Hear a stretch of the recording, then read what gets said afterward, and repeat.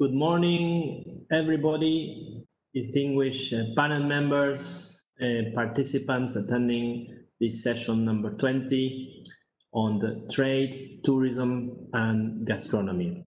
My name is Hernan Manson. I work for the International Trade Center, and it's a pleasure for us to be organizing this session together with the UN World Tourism Organization, Natalia Bayona, present among the panelists.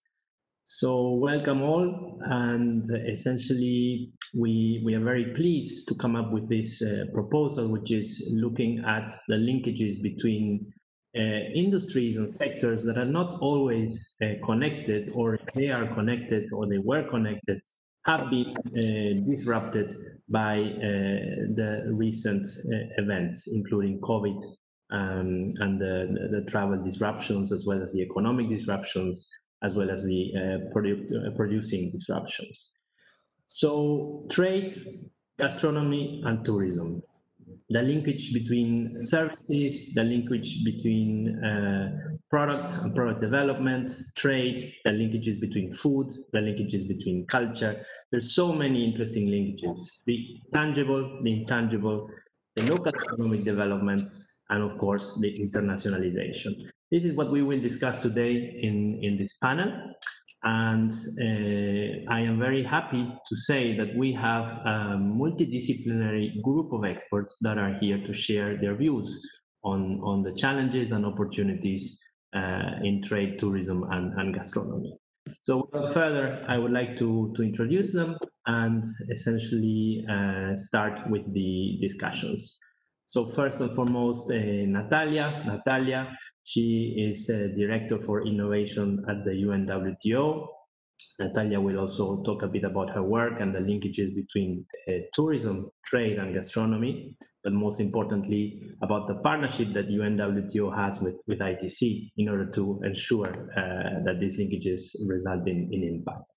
Also, we have Mrs. Mary Dickinson, who works for Niche Cocoa. Mary is the head for innovation and product development in a chocolate company that is making value addition, chocolate bars, chocolate cocoa pension, but also industrial value addition, cocoa paste, cocoa butter, and liquor in Ghana, out of all places. Cocoa producing country, but essentially in a very strong quest for local value addition and innovation. And Mary, we are very happy to have you here. We also have Benjamin Osanei. Benjamin essentially is the founder and CEO of Cookly, and he will tell us all about this very interesting company and business model that is de facto linking gastronomy, tourism, and trade.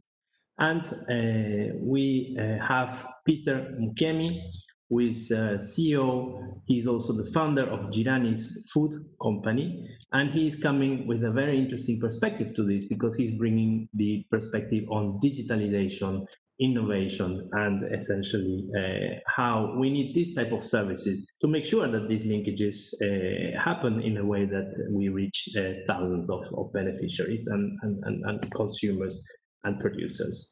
Finally, we have Mrs. Cristina Reni. Cristina Reni is part of the ITC Alliances for Action team. She has been specialized in culture, food, and essentially the development of markets for culture, food, tangible and intangible associated products. So thank you very much, all of you. I would like to hear a bit from you, starting with the panel. And the first question is, can you kindly share why this topic is important for you and a bit more about what you're doing and your background? Thank you. Natalia, over to you, and good morning to all. Good morning, Hernan. It's my pleasure to be here today with you. I see, of course, a lot of lovely faces. I see Christina as well. So, of course, to us, it's a pleasure to be here today. As you know, we are really committed on tourism, trade, and gastronomy. It's really a passionate thematic to talk about. But during these times, of course, gastronomy tourism has been emerging as one of the top verticals when we promote tourism. So of course, it's not only talking about eating well, it's about developing the natural potential that the regions have regarding all their culture, their heritage, and of course, all the history that is behind every single traditions that we have regarding gastronomy. On the World Tourism Day that was 2 days ago, rural tourism and rural development has been like the most important thematic. And of course, this is crucial to us when we are talking about gastronomy, trade, and tourism. That's why we decided to partner with ITC in on this venture because, of course, bringing the traditions, make them aligned with a sustainable trade, then helping those agriculture workers to help them to grow through exports, through national trade, or through developing gastronomy stories in order to develop new gastronomic experiences for tourists is crucial. And today, more than ever, we are committed on this because, of course, we need to empower the most vulnerable groups if we want to recover tourism, and rural development is part of this. On the other hand, we have innovation because, of course, we have technology, and inside the UNWTO, we are really committed on innovation, digital transformation, and of course on green and sustainable investment. So when we talk about technology, technology has been the key driver to develop a more sustainable tourism.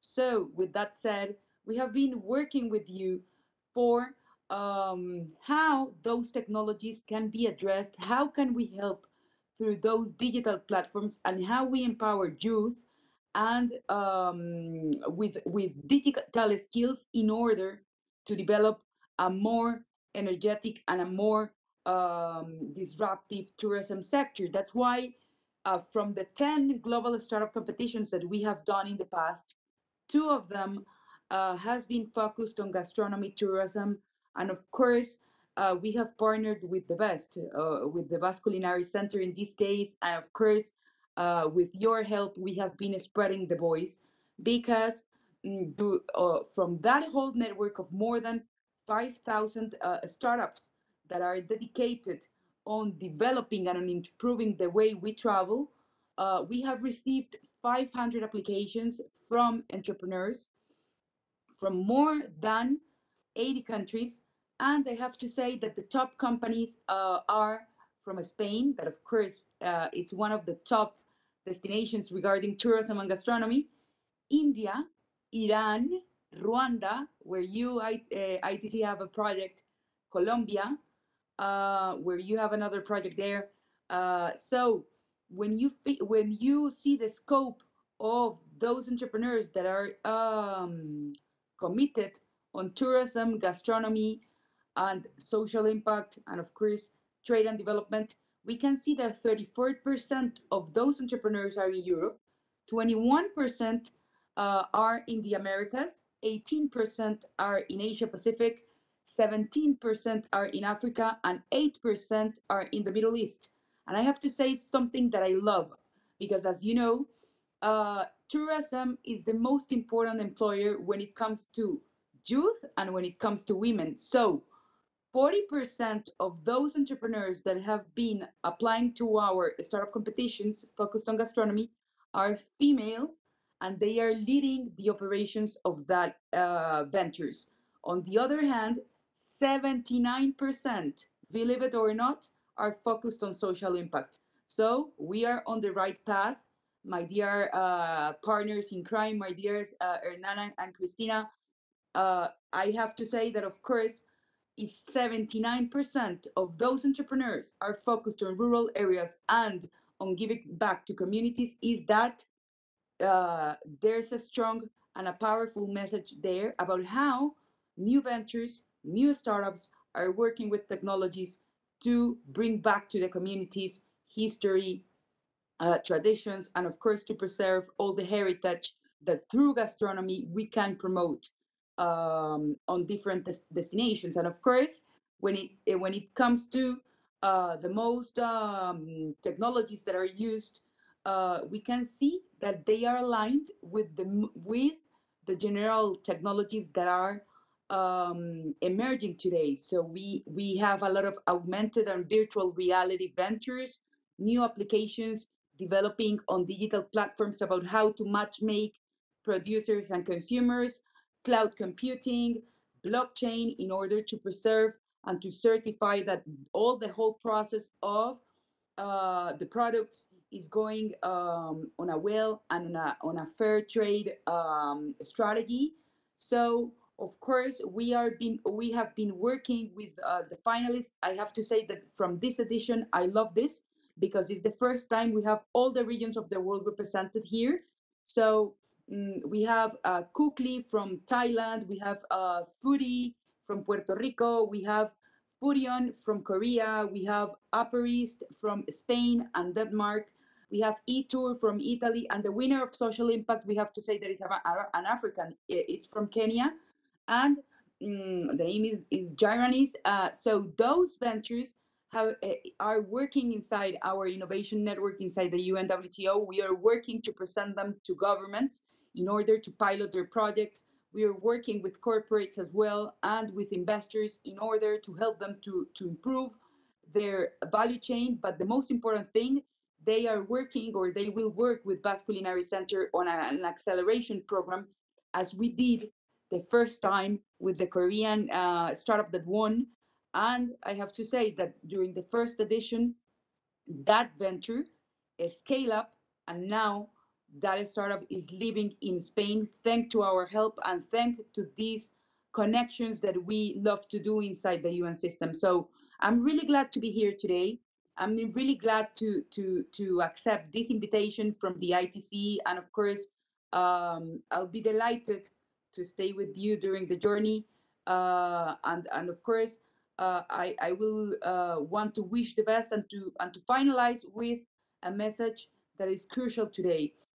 Tourism is one of the most affected sectors in the world thanks to the pandemic, but it's a golden opportunity that we have today if we want to recover it. We need to work as a team, as a whole, and of course we need to work to rebuild tourism the right way, and rebuilding it tourism the right way is including communities, is bringing sustainability as part of our normal way of thinking, and of course is bringing innovation as part of our core new normal or way of living, where we are thinking not only about technology, about how to develop new business models. It doesn't matter if it comes with technology or not, but to innovate on the way we tell the stories. Now, more than ever, rural development has to be a priority as well. Why? Because, of course, we cannot fly. So, if I want to go to my homeland, that is Colombia, unfortunately, I cannot go. So, I may go to all those rural areas that we have in Europe, and we can support them, we can help them, and it's another way to diversify the way we were promoting tourism destinations in the world. So let's go ahead and let's be active and proactive to preserve our heritage and, of course, to recover tourism and to build it back again. So thank you so much, Hernan, and I hope all the best for this journey today. Thank you, Natalia. Always a brilliant and shining introduction. It's very reassuring to listen to you. And of course, we are so proud of this partnership we have between ITC and UNWTO. You mentioned many elements. We'll come back to them. We'll hear from the colleague panelists, I'm sure, on real life examples of how they are dealing with the type of challenges and opportunities you mentioned. For me at this stage, I think that building back better is really the key opportunity we have, in particular in relation to tourism, and that necessitates that we factor inclusiveness, innovation, as you were saying, in different ways. It doesn't have to be necessarily digital, and of course, sustainability. Now, I would like to introduce Mrs. Zorica Urošević. She is the Director of Institutional Relations and Partnerships for UNWTO. Zorica, you were having some technology issues. I had the same before joining, but you're here with us. Very happy to have you on board. Zorica, over to you for a brief introduction on your role in this partnership and essentially some key statements about the topic of the panel. Zorica, welcome on board and over to you. Thank you very much. Yes, indeed, I had some technology problems. I don't know why, but I'm connected from my phone. I think that much has been said and there is not much more to say. As you all know, we are based in Geneva, where our liaison office, and we have been working really in very close collaboration with the International Trade Center for more inclusive tourism. I think that this event today is really allowing us to, I can say, go in line with the recommendation that are currently on the way for recovery for countries and for enterprises, especially for SMEs. We know how much the agri-food and agribusiness is so much linked to the value chain, and the disruption of the sector that has occurred these last months is well demonstrating the importance of tourism in providing livelihoods and jobs for agriculture and food.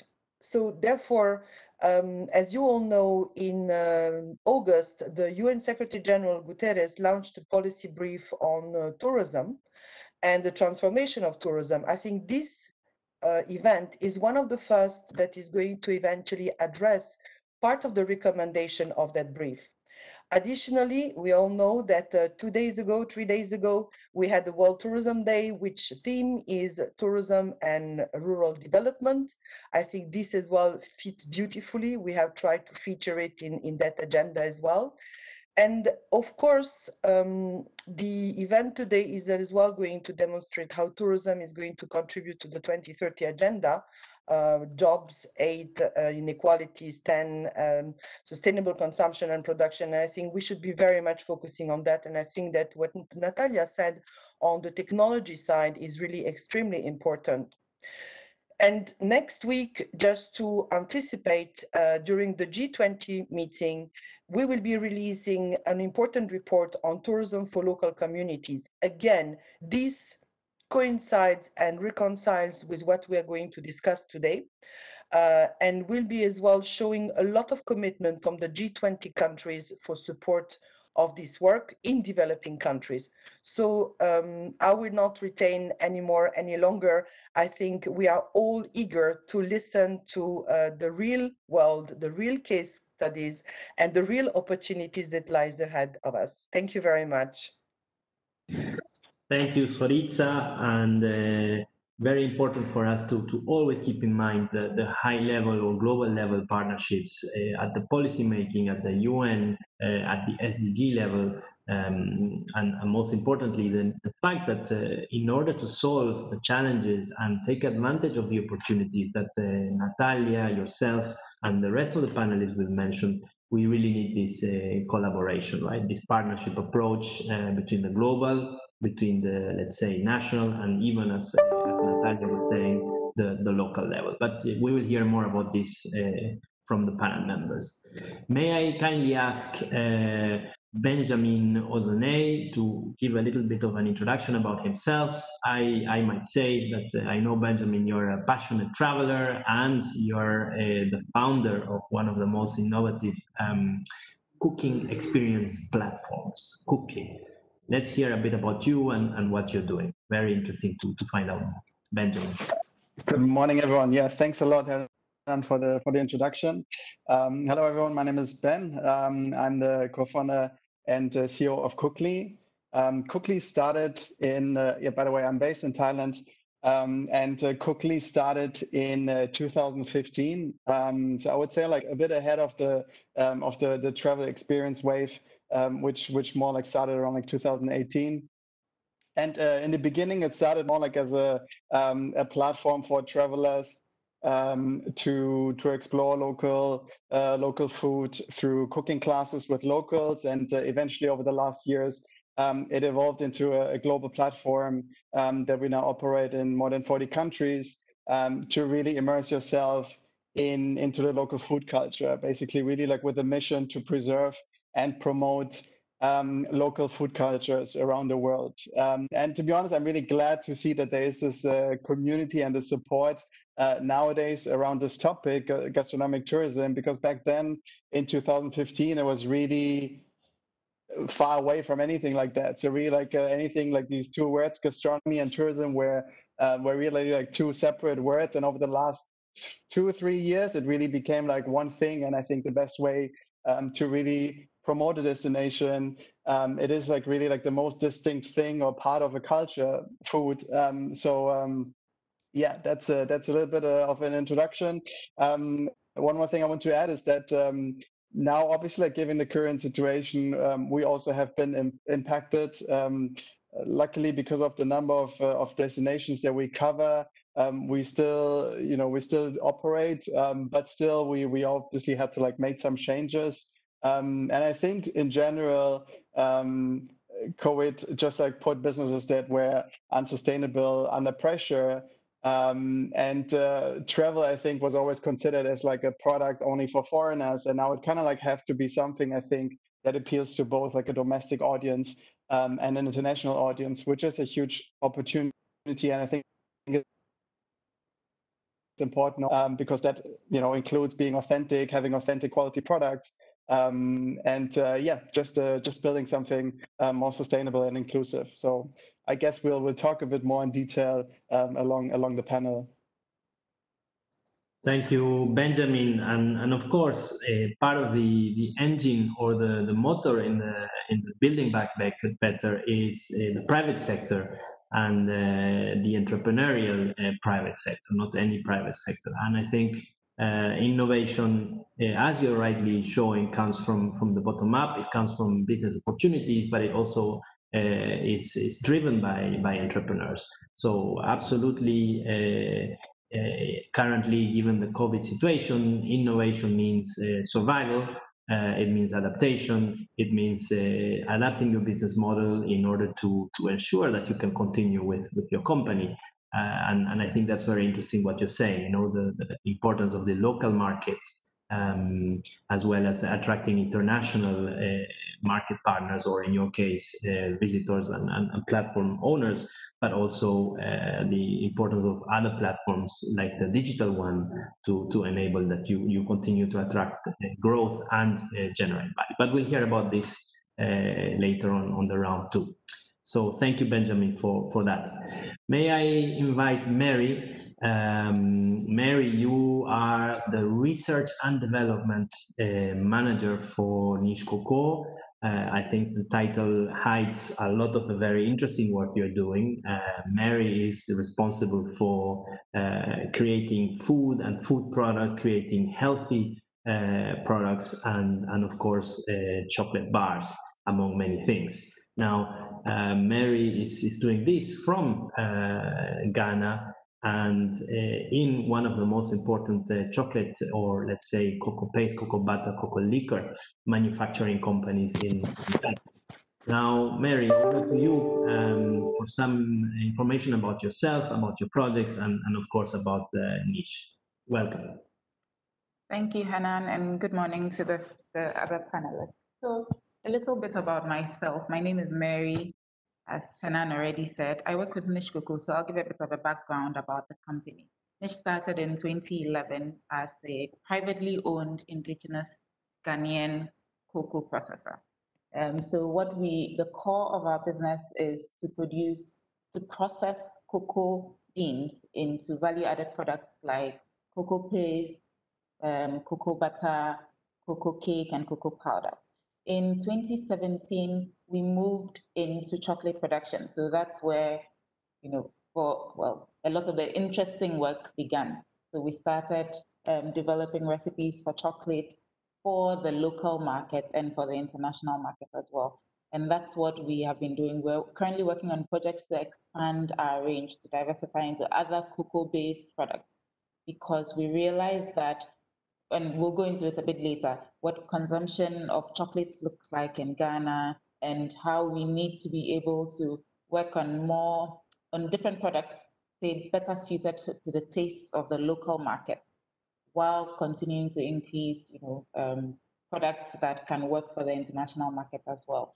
So it's important for us, this conversation is quite important for us because from inception, niche chocolates was the highest selling products at duty free at our airport, at our Ghana airport. So that shows the importance of tourism, of movement coming in. And so that sort of tells you what the impact has been. And I like the points that Ben made about developing the local market as well, because that becomes important when we sort of go through things that shut down tourism completely. We have to think about how do we work with our internal structures and how do we develop the local cultures and local sort of norms and preferences to work with that. So I'm very, very, very, very excited to be part of this conversation, and I can't wait to see it unfold.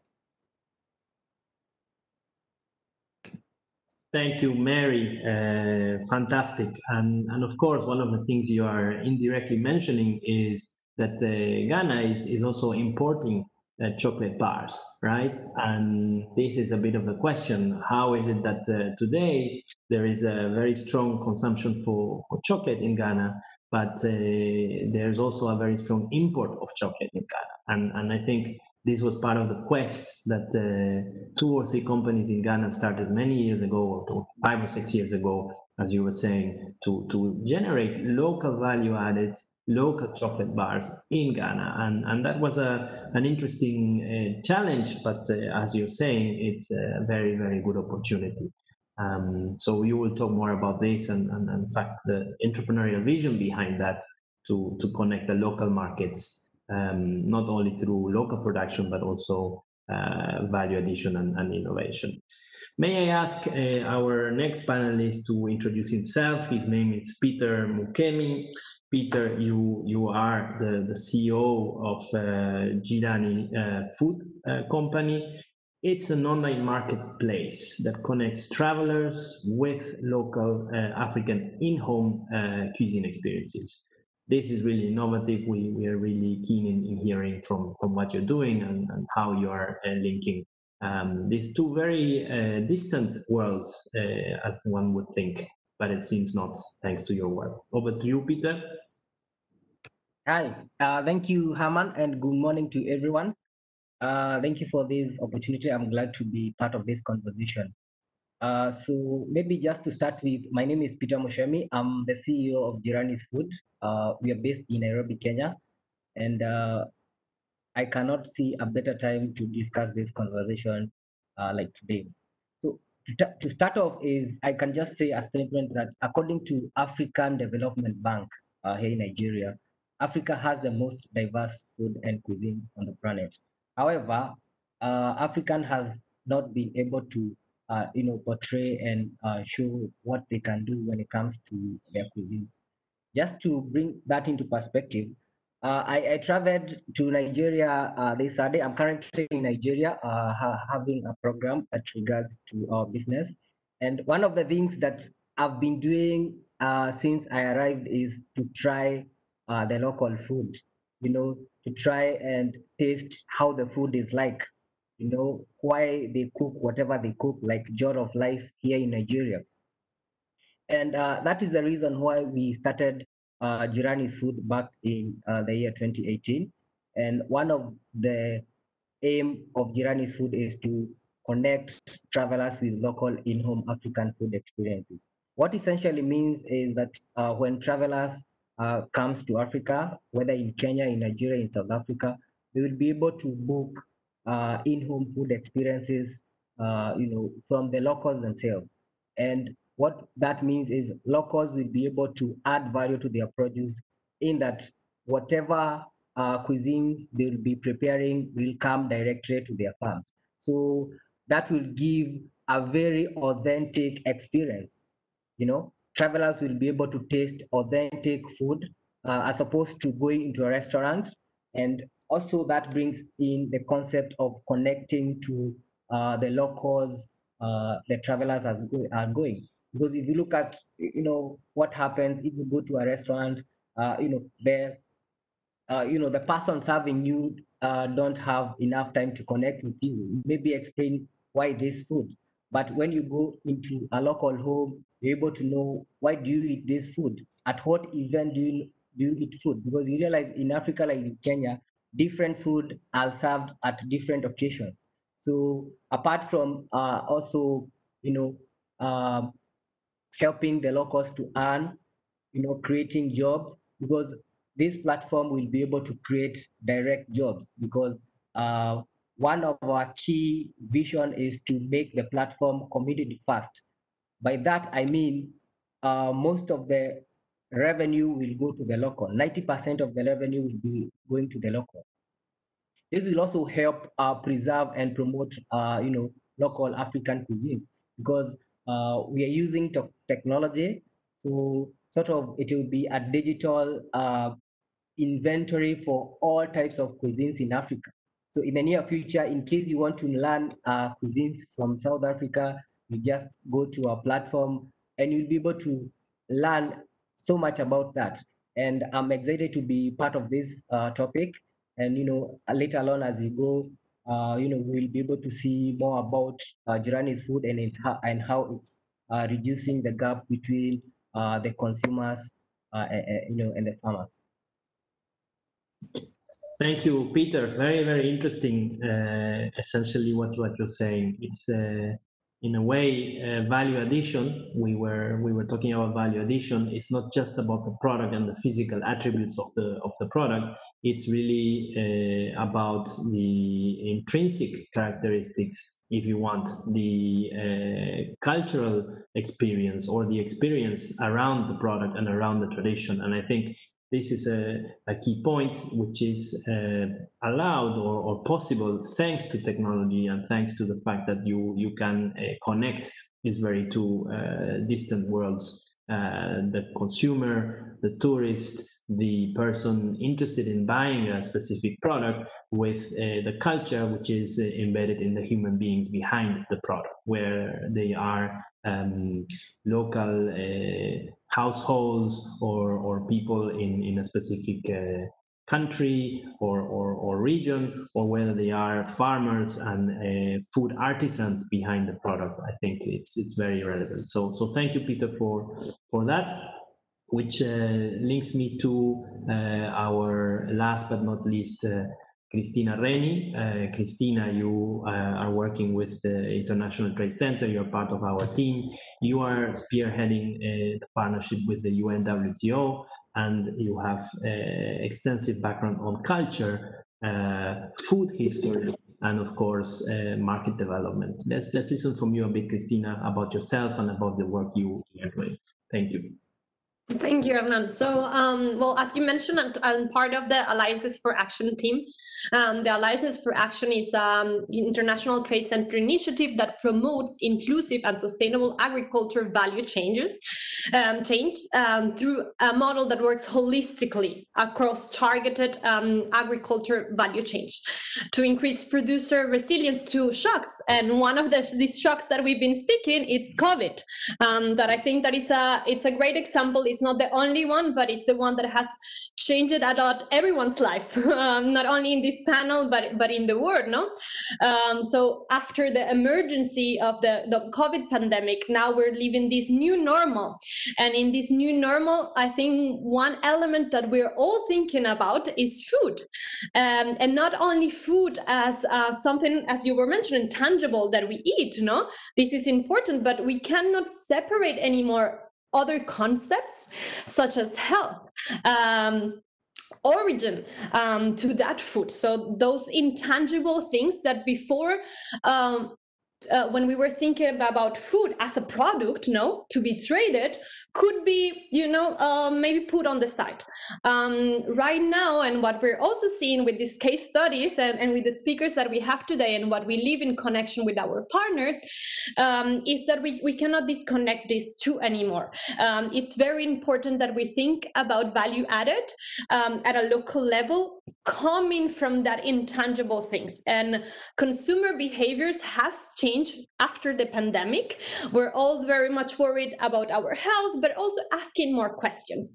And I think one also important subject on this panel through these case studies, but also what I have seen with working with our partners, it's how we can create these connections, shrinking the distance between the food producers who grows our food, who, like Mary, thinks about the chocolate and transforms these raw ingredients into products, and what we're eating at home or at restaurants. So another important element to consider is that tourism, also as a hospitality industry, has been one of the most heated industries from this pandemic. No, many restaurants has shut down, as well as these travel restrictions, like Mary was mentioning with the airport. Or also Peter was mentioning to us about traveling, no, also within the region. But we have also seen how, as we cannot separate these two anymore, it puts a big focus on value added that thinks about gastronomy. And takes this idea about gastronomy and its tools. So not only the point to arrive, but to be creative. We have seen also how chefs, yes, they might have shut down the restaurants, the dining areas, but they have also convert into models where you get delivery of the food, but maybe you have different ingredients and you have to assemblage that food at home, and it comes with a video or a story. So initiatives like Girani's Food or Cookly are also connecting us as consumers with that, and we cannot forget that. So Natalia was asking, no, how do we rebuild tourism? My question is also, how do we rebuild a food system, no? And within Alliances for Action, our message is we rebuild it using, for example, gastronomy as a tool that takes into consideration these two elements, the tangible things about food and the intangible. We cannot separate them anymore. Thank you, Christina. And indeed, this is food for thought. Very interesting what you're saying, and in fact, the linkages between tangible and intangible no longer dissociable. Now, the key challenge is taking these linkages, taking these attributes, and essentially ensuring that they are communicated or they reach properly to the consumer, right? And I think this is part of the challenge, linking the farmer, the food artisan, understanding and elevating a bit what are the attributes, intangible and tangible, behind these products, and then ensuring that the consumer understands or basically interacts with these attributes in a good way, right? And I think we have technology, and not only technology, but basically partnerships and collaboration as a key element in order to achieve that. So thank you, Christina, for that introduction. Now we are going into round two of a bit the panel and the panel discussions. I would like to suggest that the participants that are attending here today, if you have any questions, please feel free to make comments on the chat or to actually raise the questions on the chat. We will have, of course, after the next round of comments by the panelists, a participatory session, and we will have a discussion with you as well. But if you have any thoughts, ideas, questions, please feel free to include them in the chat. Now, we've gone into the linkages and importance of essentially these three subsectors: the agriculture, agribusiness, tourism, gastronomy, and most importantly, let's say, value-added trade. And by trade, we spoke about local trade, we spoke about also international trade, and of course, we spoke about services that are required for this value addition. Now, I would like for each of the panelists to comment and deal a bit more in depth in relation to their experiences around these topics. So what are the key challenges that you see from your experience as a company or as a facilitator and international agency in relation to adding value and adding value at the local level, connecting this local level value addition with, let's say, trade, connecting this local level value addition with the bigger consumer system that is available, whether we are talking about tourism, whether we are talking about virtual tourism, or whether we are talking about consumers. This is the first point I would like you to touch upon. The second one is in relation to, as we were saying before, what are the partnerships that are required? And by partnerships, you can think about how you, in your company or within your international organization, this is for ITC and UNWTO, you are promoting or partnering between different sectors. So between food artisans, farmers, processors, SMEs, and the hospitality industry, or essentially between support service organizations and let's say policymakers. So what are the strategic opportunities or what partnerships are required to make sure that this value takes place or value addition takes place, and that we are linking these three levels, tourism, gastronomy, trade together. And finally, quality, and both quality from an intrinsic and let's say specific point of view are key attributes for the quality of the product itself. It has to be a good product for the consumer, but also the quality of the experience. So how can we ensure that this quality is not just about the experience of the product, but it is also about the impact that the consumption or production of this product leaves behind. I'm talking about environment, social, economic, and of course, governance. So quality defined as also in these areas, and what do we need to do to ensure that there is a positive overall externality or impact in this. So over to you. May I give the floor first to Natalia for some thinking around this area, and then we will go to Mary, and I'll be picking on each one of you. The truth is everybody will have a go at these three questions. Natalia, over to you.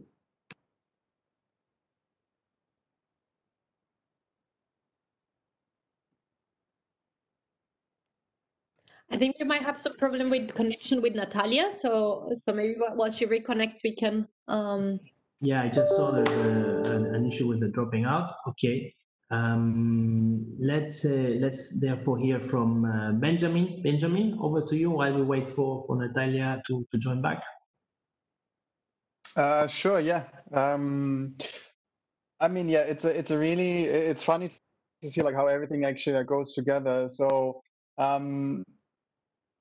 one thing that one product that we started working on at the end of last year was called Cookly Originals. So basically, really going hyper local, regional, focusing on really like local, regional food, also products, artisans, and so on, to not only appeal to an international audience, but also really like we realize the more local you go, the more regional, it starts to also become interesting for the locals, for the domestic audience.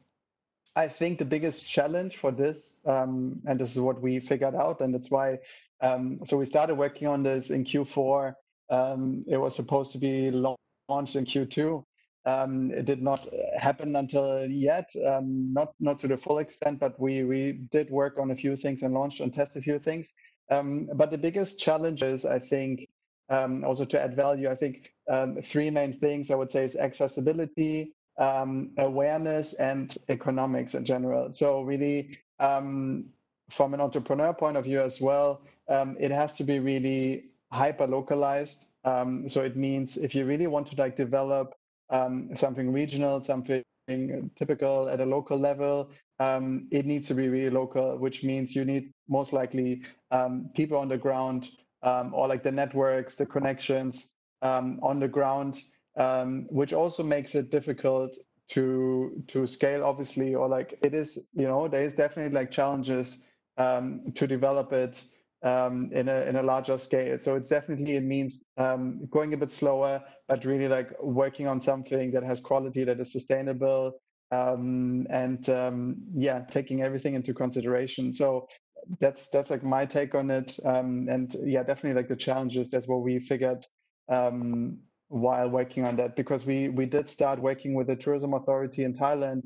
That was also actually like one of their objectives last year already, to develop other destinations, more like rural destinations at a local level, to kind of like move away from the highly populated tourism destinations here. So it's interesting to see like how this conversation is now just like at a peak, but it was already really like in the planning last year, and I think it's good to see now that it was a useful and like a very smart thought and move, and now it's time to really execute it. Thank you, Benjamin. Very, very interesting. I think, yeah, this is the big challenge, no? How to reach scale when you're actually working at a very local level. And this localization or customization being a key attribute for your product to be unique, essentially, but at the same time being one of the elements that also makes growth more difficult, right? When you're saying, okay, we need to take this into scale. And you mentioned, and I'll come back to you at the round 3, but you mentioned the sustainable part of it, right? How to do that again, making sure that you are creating this positive impact. So I would like you to think a bit more on this, and then perhaps comment at the round 3 on the sustainability part of it, how to make it not only local, scalable, generating all this growth, but really, really sustainable. Peter, over to you for some thoughts on this.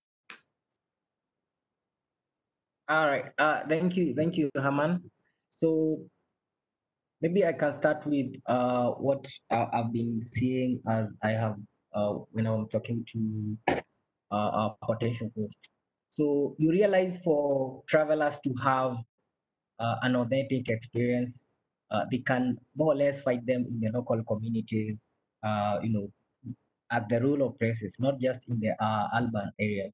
And you realize, for example, in Kenya, we don't have proper infrastructure, in terms of roads, in terms of technology like internet, and therefore that becomes a very big challenge because our business is purely online. It's a purely online marketplace. And therefore, if these locals cannot be able to access internet, then it means the travelers will not be able to, book in advance, will not be able to also host their cuisines. And also looking at the accessibility in terms of, poor roads, the travelers need to travel to where the locals are, and you realize it's deep inside the villages, So if we don't have proper roads, that has been a very big issue to us, and we've been trying to look at that. That is beyond us, and I think now what could happen is the government can come in to always ensure that we have proper infrastructure. Another challenge is lack of awareness and knowledge. Well, I've been trying to tell some locals that, oh, you can really make money if you host travelers to your place. And they're like, no, how will I make money? I mean, explain to me. So it have been a very big challenge trying to explain to the locals how the business model works. But this is due to awareness. So this is again something that all stakeholders can come on board. And it's important that we are having this conversation because very few people know about gastronomy tourism for a fact. And if the government can look it as a new channel of tourism to bring in revenue, not just in form of taxes, but also in terms of locals earning, then it could be helpful in terms of adoption because that brings into adoption. Because if the locals don't have free will, then it means they will not be able to host. It means they will not be able to trust this platform. So another issue is, poor education and probably attitude of, entrepreneurs.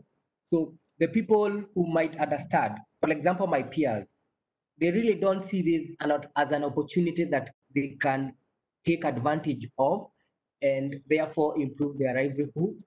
Because one of the things we are looking at is how do we bring in people who have the tech know-how, people who can be able to help. For example, I can be able to help my grandmother who can really prepare some very nice, delicious local cuisine back in the village. So we are trying to see how we can, entice them and show them that we have an opportunity that they can, use to make passive or, active income. And what I think about the partnership is, one key thing we are thinking about is doing local partnerships with the government, because we realize that without the goodwill of the government, there is not really much you can do. And to give an example, there is a local, event happening in Kisumu. Kisumu is one of the cities in Kenya. It will be hosting Afro Summit in 2021. And what is happening is more than 10,000 delegates are expected to come there. And so they have a deficit of about 5,000 beds in terms of capacity, in terms of hosting. So what we are looking forward to is partnering with them so that we can make the locals aware, locals aware of our product and train them, maybe show them how to host. And I'm sure at the end of the day, they will be able to earn a lot of money, and also the travelers themselves will be able to know how locals in that city are doing their day-to-day life. Over to you, Aman. Thank you, Peter. I think the linkages between gastronomy and tourism are critical. Of course, everybody knows that this is the case. The question is, what are the support services and infrastructure that is required for this to work better, right? And here you need partnerships between private sector, but also between private sector and government, in particular in relation to all this service infrastructure. There is also the private sector that can provide some of these services, but the bottom line is, when you're looking at tourism, without this service infrastructure, it's very difficult for it to work. The other question, and again, this is for you to think when we go to the next round, is what other products, right, can be developed around this experience or cooking experience, or let's say culinary and cultural experiences that the local level is offering for potential consumers, right? Is it just the experience? Is it just we work together and basically we prepare products for you to consume as part of your tourism experience? Or can we look, and this question is also for you, Benjamin, at other products that are created within the context of the community, within the context of the local level, and therefore sold and exported? Why not, after the tourism experience, or even before the tourism experience? And again, with the caveat of travel being one of the key things that is disrupted because of COVID. May we listen from Mary? And Mary, I have the very good news to share that I have here with me a niche cocoa chocolate bar. Now, this is scarce because yes, can't get them in Geneva. So this is from the time I was visiting you at the factory. Yeah. And it's really interesting. And this one is quite an innovation because it is a partnership between Ghana, Liberia, and women in particular. This is 100% women-made value-added chocolate bar that you are producing. Over to you for your thoughts on what we're discussing and the way we are talking in the panel. Yes. So I'm going to talk, of course, from a perspective of a value-added company, a value addition company, where products is our focus. So first, we know Ghana is the second largest producer of cocoa in the world. And the interesting thing is that only around 2% of that is processed to finished products. So a lot, around 30% is processed to ingredients, which then is exported to feed other industries. But the actual consumption locally within is quite low, and that is a limitation. That's a limitation. Niche is sort of strategically placed in a position where one of our visions is to work towards increasing local consumption of cocoa, because it's a key product, it's a key crop for the country. With that being said, if you're an industry that adds value to agricultural produce, what you need is markets to be profitable. So you need to be able to have access to markets. Your products need to be out there, they need to be seen, they need to be bought. And so dealing with a limited market is one challenge. Access to markets, access to export markets, both really in the viewpoint of taking our products out there, but also linked to what we're talking about, having people come and experience actually what can be done with the cocoa that Ghana is so well known for. So it works in both ways. So that's a key challenge for us: access to markets in order to be profitable. That's a big one. Now, because Henan brought the bar to show us, I'm just going to talk about what partnerships I think could work in mitigating that challenge. So one of them is, I mean, I could give how many examples of what ITC is doing with Alliances for Action, partnering with Niche and with, like you said, the women farmers in Liberia, women farmers in Ghana, producers of coconuts in the Caribbean. There's quite a number of examples where ITC is facilitating these partnerships, both between the producer and the processor, but also creating a platform for them to be seen, for people to be seen. And these are good examples, but what we need are engines to sort of increase this, to escalate this and make it more sustainable, do it on a scale that is sustainable and profitable for all parties. So both for the industry and then for the farmer, from the beginning of the value chain where the crop comes from. Now, a second challenge I want to talk about is quality, or maybe the perception of quality and the standards of quality. So that's quite a challenge for both the farmers at the local level. If you want to export your crop, if you want to sell your crop to different markets, you have to be able to meet the standards. You have to be able to meet the quality standards, and there are quality certification schemes that are well recognized but difficult to get through and expensive as well.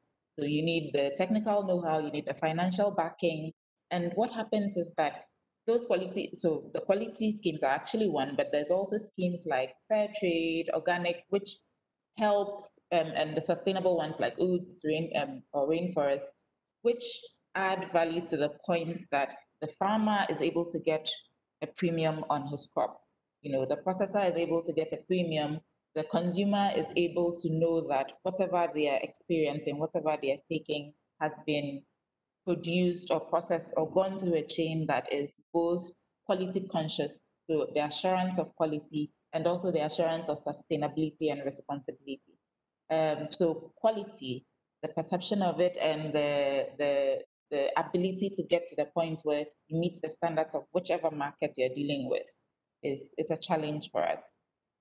The partnerships to deal with that, again, I can talk about ITC, I can talk about UNIDO. UNIDO does quite a good job with providing support, providing technical know-how to industries, but we need more of these. We need schemes that are targeted both at the industry and at the farmer. Like I said, to be able to get them to a point where they are sort of secure, they are able to make more, their income is assured. in a way, because they are at the beginning of the value chain, and most of the time are they benefit less than everybody else up the supply chain. So those are the two challenges that I would talk about.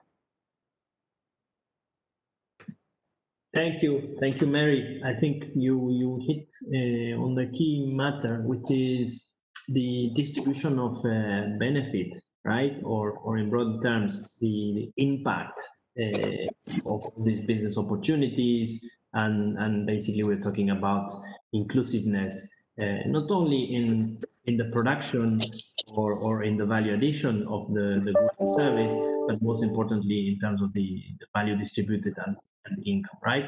And I think when we were talking earlier, Benjamin and Peter and I was prompting on the impact on the sustainability of this, right? We were referring to that element in particular, and this brings different challenges. One, how to measure that, how to measure it when you're working with digital platforms, and you're reaching scale in many countries with a number of, let's say, households or food artisans or farmers that are involved in the production of the service or the good.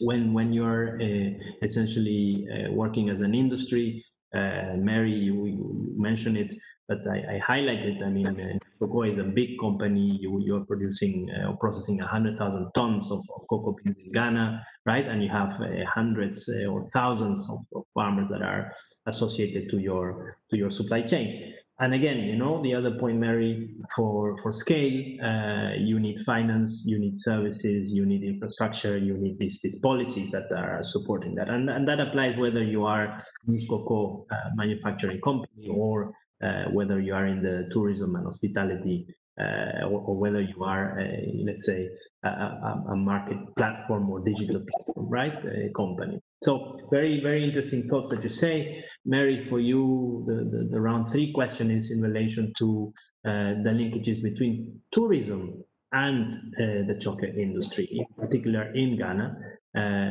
local tourism, right, and regional tourism, but perhaps obviously international tourism, right? So you are in the business of processing, value addition, you're making chocolate bars, but I think there's potential still for this more stronger linkages between sectors, right? And there's a whole experience around this chocolate, and I think Ghana can benefit from that. And in relation to what we're trying to discuss with the panel, it's very related.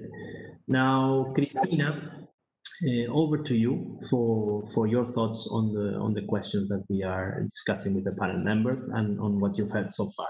Thank you.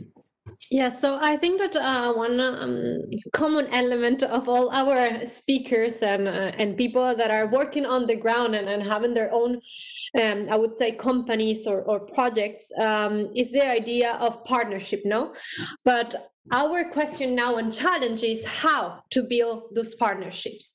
I think that creating alliances, it's the opportunity for that innovation, because again, the challenges are there. For example, local markets, something that the 3 of our panelists spoke about, and the idea of accessing that cannot rely only in one element or one stakeholder. We have to include all the stakeholders to create these dialogues between public and private, but starting always from the bottom up.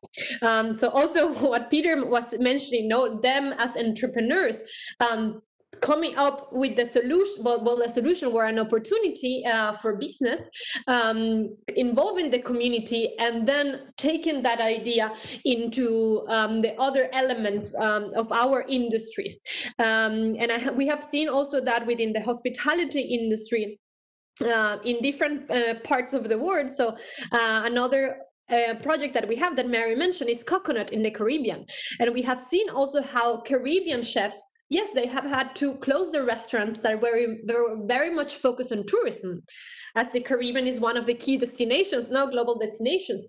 And now they have had to diversify their, I would say, business model with different activities. One of them being delivery of food and also food products. So we have seen also how restaurants have also transformed into this bridge connection between the producers, the farmers, and those consumers. But the importance point here is to build these alliances that can use tools like digitalization that Peter was speaking about, but always including different stakeholders.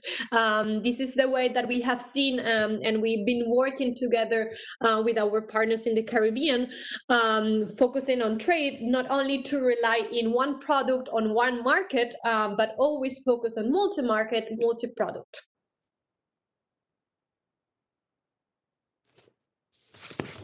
Thank you, Cristina, for that, and most importantly for the linkage between the different experiences we are hearing from each of the panel members. I think this is critical, and not just for it to happen, as you're saying, in this panel, but essentially to happen in real life, in the business and the business generation side of things, right?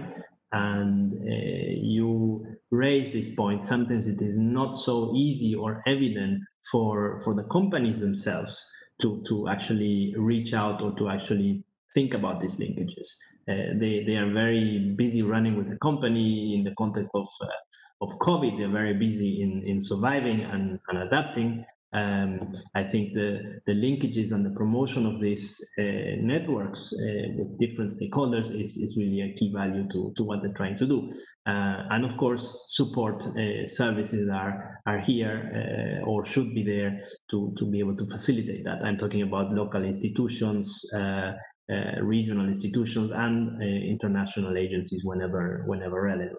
But yes, this role between institutions, industry, and basically development is very critical for the alliance to happen. And sorry, and just on line with what you're saying, I think the same applies with our collaboration with the World Tourism Organization. So you have an international organization like International Trade Center that focuses on trade, no? But it's very important that we're open and join these forces with other organizations that bring different perspectives. So I would say that World Tourism Organization also brings to this project the idea of culture, history, some of the, I would say, values and elements that Natalia mentioned at the beginning. So it's very important that we still continue to make those connections. So we don't have to preach to the converted, but actually build these alliances from different perspectives. That is a challenge, but it's necessary for this new normal, and also for the challenges that we have seen here that our speakers and panelists are facing. Yes, yeah, absolutely. So to all our participants, if you do have questions or comments, please do not hesitate to type on the chat. We are monitoring this, and essentially it's around the idea of what else would you like to hear from our panelists? Do you have any comments on what has already been said? And essentially, what are the opportunities that you see, as well as the challenges for linking, again, tourism, trade, gastronomy, and doing so in a sustainable way that reaches thousands. So over to the public, whilst we are continuing with our round 3. Any questions, any comments, please feel free to put on the chat. Cristina, you are monitoring the chat, and so am I, yeah? Yes, I'm monitoring the chat, and also people can raise their hands. There's an option on the right side of the chat box. People can raise their hand and we could connect to them. Okay. Rosa, you are representing UNWTO. I think that there was a connection issue with Natalia now. Any comments from you? Feel free to put on the chat or basically raise your hand.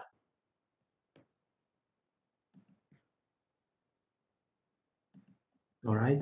So in terms of the round three, we have 15 minutes left for the end of the panel. I think that the debates are very interesting because they are coming from different perspectives, right? And if I can summarize, we're hearing from entrepreneurs, we are hearing from consolidated industry player that is quite entrepreneurial in the proposal that they're doing and innovative, right? And of course, we're hearing from international organizations, Christina, in the context of what you're saying, but also what UNWTO was saying. Now, I like the point where digitalization, right, Benjamin and Peter, you were talking a bit about this as a key way in which we can scale up, right? As a key way in which we can make the local more global, or we can essentially bring inflows of attention, inflows of consumers, inflows of, let's say, investment even into this subsector, and we can make these very difficult linkages in a context where we have travel as a key disruption today, right? And therefore the tourism component is severely affected. So over to you now, and I will ask each one of you to essentially give your thoughts, but also your final thoughts on what we have been discussing. You are free to pick any of the questions I have raised to you on round two as a prompt, or to reflect on what I have just shared in relation to these three linkages. So let's start first with Peter, then we'll go to Mary, Benjamin, and Christina. And basically, you have around 4 minutes each. Peter, over to you. All right. Thank you once again. So maybe what I'll do is I'll just give a small, maybe, example that happened to me. So there's a competition that we are participating in, and luckily we won. And so my uncle saw that, and to this date he's calling me a cook. Apparently, my uncle owned a restaurant, sort of where guests would be hosted. And I didn't know, for all the years I had known him, I didn't know he used to host travelers. So what he did is he called me and told, Peter, you know what? I saw you are, connecting travelers with food experiences. All right, I told him, yes. Ah, that is a very good concept. Actually, I've been hosting travelers to central Kenya for farm tours. I was like, okay, we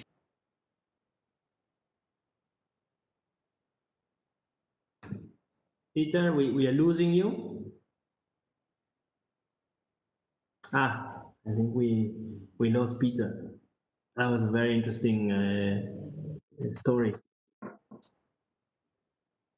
All right, while we wait for Peter, since there's low bandwidth here, let's pause on the story about Peter, and let's go to Benjamin. Benjamin, you're free to finish the story by Peter, based on your experience, or to tell us your own thoughts. Yeah, I was kind of excited. Like, I really wanted to hear the end of the story. I hope he can come back and finish it. I'll leave that to him. Yes. Yeah, maybe like to round up.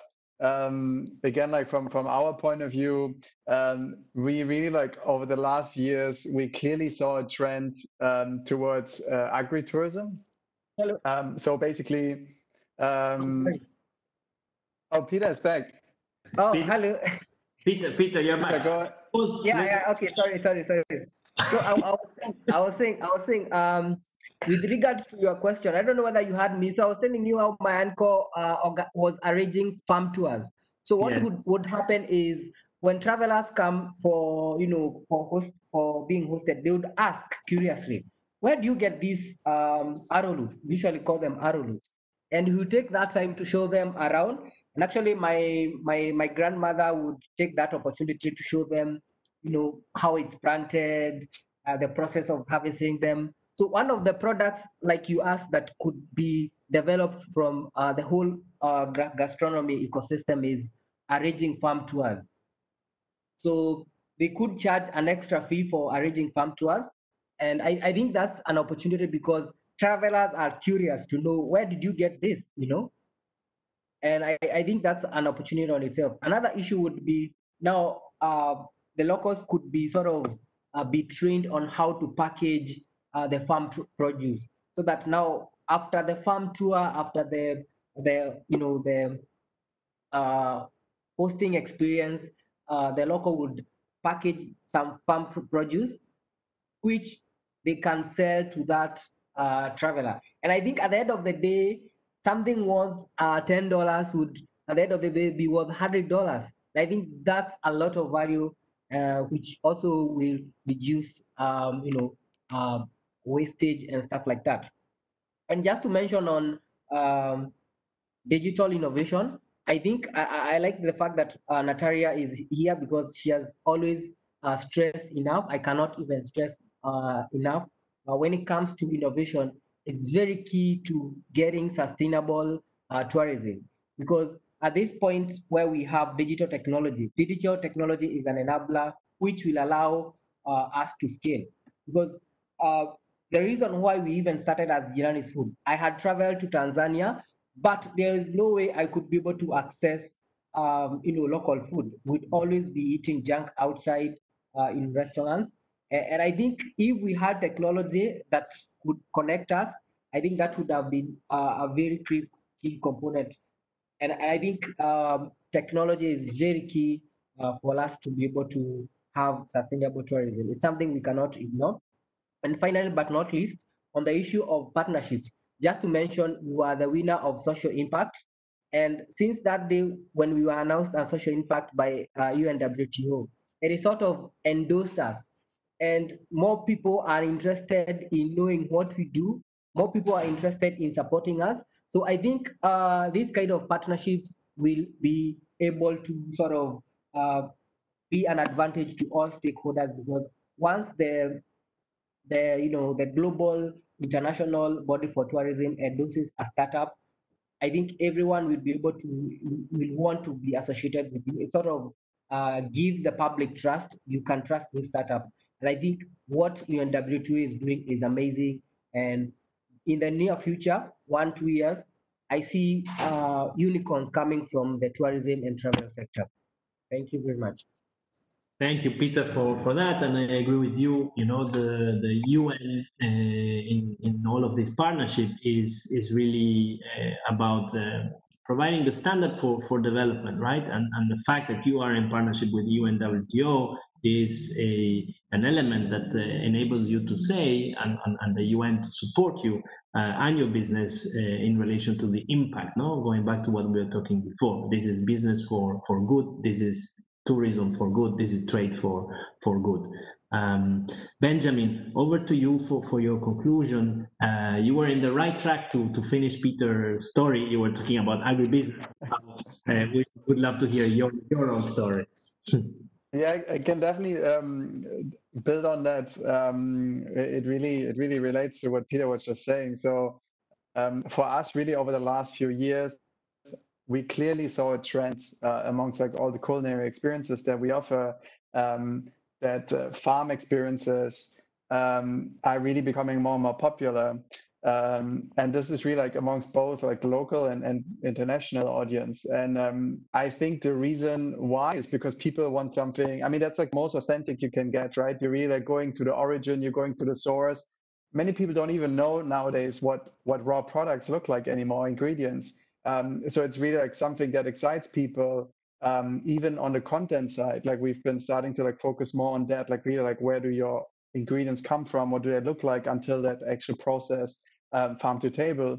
Yeah, based off that, we also now actually start to work on a new product, which is more like a platform for these people to give them access to sell their local products, be it craft or produce. Yeah, both because, and I think that also relates to the third question. So this is really like highlighting, promoting quality regional products, be it craft or produce, which again, it appeals to both. It appeals to international audience because it's difficult to access from outside of the destination, but also for locals. Like local people are more and more interested in knowing where the products actually come from, what's the origin, who's behind that. So also a bit like telling the story and the faces behind these producers and artisans. I think this is also part of kind of like the new generation and kind of like part of where things need to move towards. So really being more transparent and yeah, highlighting not only the final product, but also who's behind that. I think that's really important and gives people a lot more trust, I think. Thank you, Benjamin. I think the key word is trust here, right? And that yeah, definitely. Through the connection, through the product and the digital connection, you are generating this trust, and not only generating, but you are able to verify that and communicate it. Really, really interesting. Thank you. Yeah. Mary, over to you. We have 6 minutes left, so may I propose, Mary, we hear from you. And then... Yes. Okay. So I'm actually going to sort of link to what Ben and Peter have talked about with farm tours. So it's interesting for us as a company as well, because we find ourselves in a unique position where cocoa is sort of a mystery, both surprisingly, both for people who are consumers of chocolate and beverages and all of that, but also for the farmers and the locals. So we find ourselves in a position where we can create some sort of experiential product that involves, showing on one hand, showing the farmers what happens to their crop, because you'll be surprised at the number of farmers that have absolutely no idea how it ends up. They just know that they produce, they plant, they harvest, they dry, they sell, and that's the end of it. They have no idea what's going on. So for us, we've had this in the past where we've had them sort of come to go through the process, see how their product ends up, and it's the sense to give them a sense of pride and knowledge as well, because that helps. But also, on the other hand, to provide as part of a tourism offering, an experience for travelers to be able to say, oh, okay, here's a product, where is it coming from? And you can trace it all the way back to the origin, through the processing steps, and then know, and to borrow Ben's word, trust where your product is coming from, trust that it's made responsibly, trust that it's an assurance that we can give to tourists, we can give to consumers, and we can give to ourselves, actually. So I'd like to end on that note. Thank you, Mary. It's very inspiring, and it's even more inspiring the fact that you are trying to do this in Ghana, right? With your company, with your own investments, and then with the importance of generating this trust. But not only that, communicating it to the consumer through the product, the story behind the product, and of course, linking again from farm to fork. Cristina, over to you for final closing remarks and for your observation on what we've been saying and discussing. And I would like to thank all of the panelists for their great contributions today on behalf of ITC and UNWTO. Cristina, over to you for conclusion and remarks.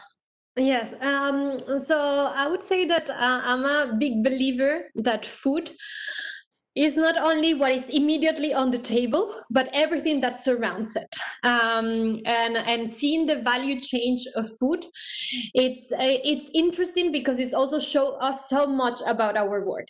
In the past months, I think that we've been having unprecedented challenges and also a lot of focus on distance. We have seen the disruption of those value changes, and also a lot of that disruption in many ways.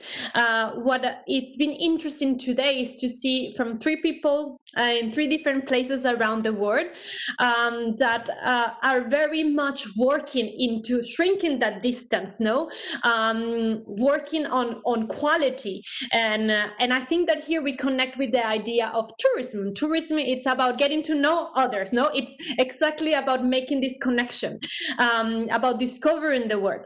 And gastronomy, it's not only just a part of the food industry, but it's a part of the food industry that is focusing on understanding and preparing good food for everyone. And our speakers are the proof that this is happening around the world. And I would say that as the three key elements that we have seen here is that connection, it's necessary because of trust.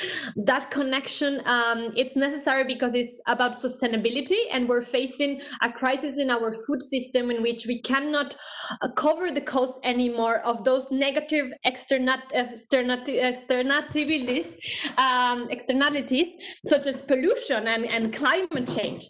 And then the third one would be the importance of being innovating through alliances and technology that take into their consideration the different stakeholders that we have. And this is very much the approach that I think we all share, and we hope to communicate as something that is happening, that is possible. So it's not theoretical, it's happening, and consumers are changing. So also from our point of view as entrepreneurs of private sector, public sector, and international organization, we should have that idea on mind to build the future that we want, the food system, the tourism, and also trade.